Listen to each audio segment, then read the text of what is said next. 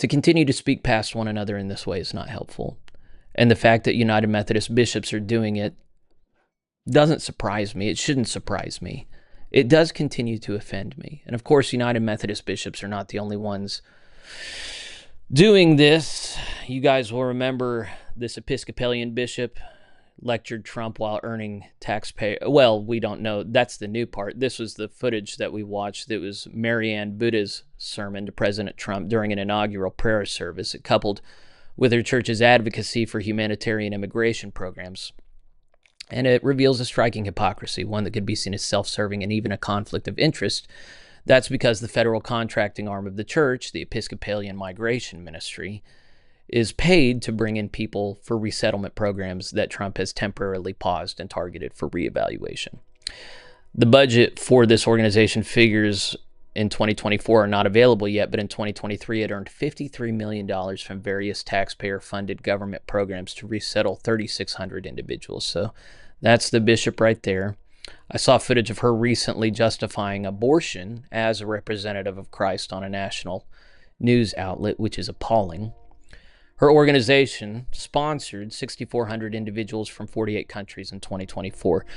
The leading nationalities were Afghans under Special Humanitarian Program, refugees of the DRC, and others in smaller numbers from 7 distinct special resettlement programs. There's even a contingent from Vietnam. So true, it resettles fewer than 10 individuals from Vietnam annually, but it raises the question, why 50 years after the Vietnam War are we still running a taxpayer-funded program? Anyway, it gets kind of into the nitty-gritty here, but one of the things that I'm following on X is, a lot of taxpayer dollars are no longer going to religious organizations that have stood in this position of welcoming immigrants into America. And this is one of those things where I'm going, well, it's good for the church to be involved. I don't know how many of you saw my interview with, the guy that we talked about finance just last week. I'm sorry, I can't remember his name.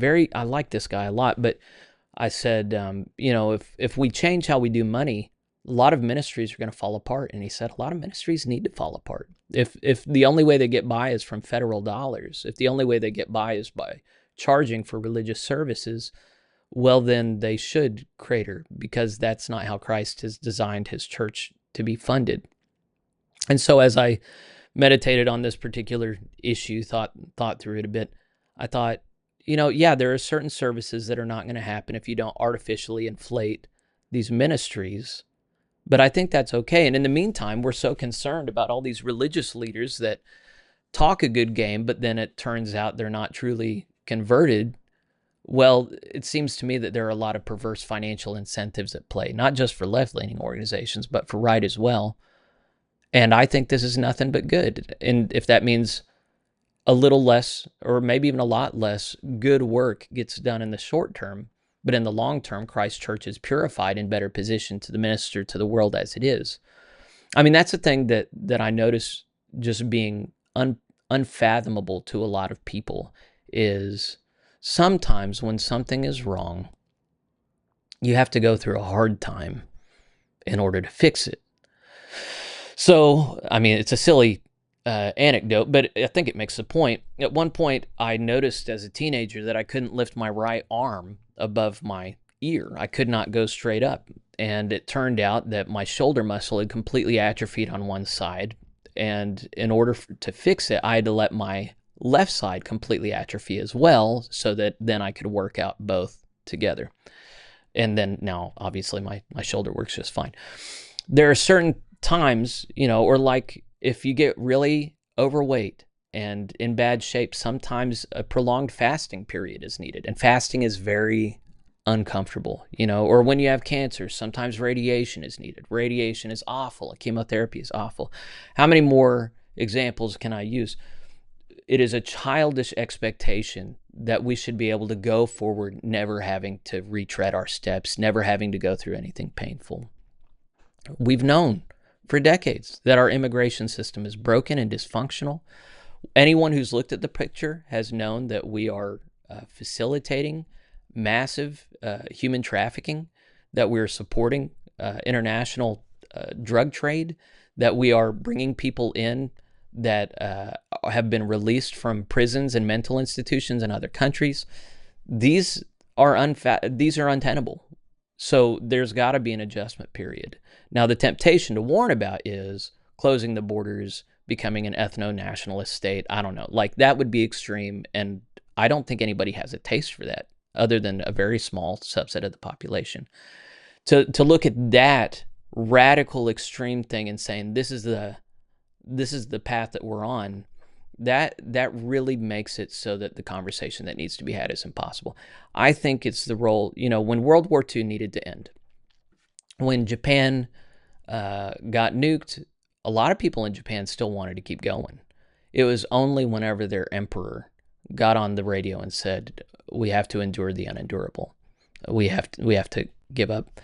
That's what the right role of leadership is right now. It's to say, look, people are getting hurt. People have been getting hurt for a long time.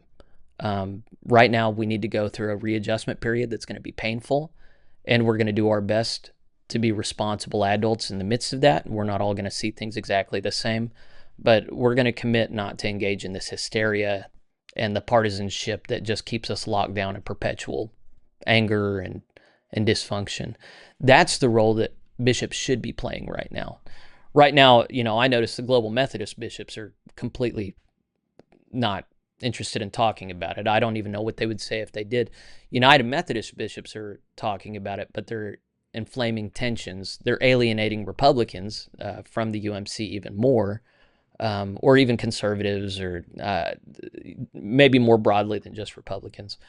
But I find that all disappointing. I think the leadership needs to publicly help people to process what's going on in ways that maintain the nobility and dignity of people while also acknowledging some things.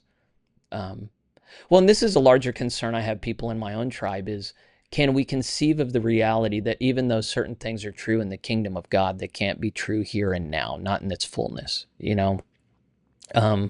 we live in a world that is fallen and threatening, and where the innocent still get trampled and gross injustices still happen. And does Christian realism as a theological tradition have any room in us? Or are we these kind of simple people? Thy kingdom come, thy will be done on earth as it is in heaven. So we don't conceive of sin, hear no evil, speak no evil, see no evil. We're just going to behave like we're in the kingdom here and now and expect our government to conform to that. I'm not sure that's the direction we need to go. So I understand why when you look at Marianne Booty, the reason she's articulating the view she is because she and her organization are doing quite well with the current setup. But for other people who are just on the ground, foot soldiers for this current battle, maybe I would just like to think there's a point that could come where everybody goes, yeah, we need to tighten our belts for a minute. We need to reorient ourselves, and it's going to be painful, but we're going to get through it, and we're going to help people along the way. That's what I think is a reasonable approach would be to the current crises at hand.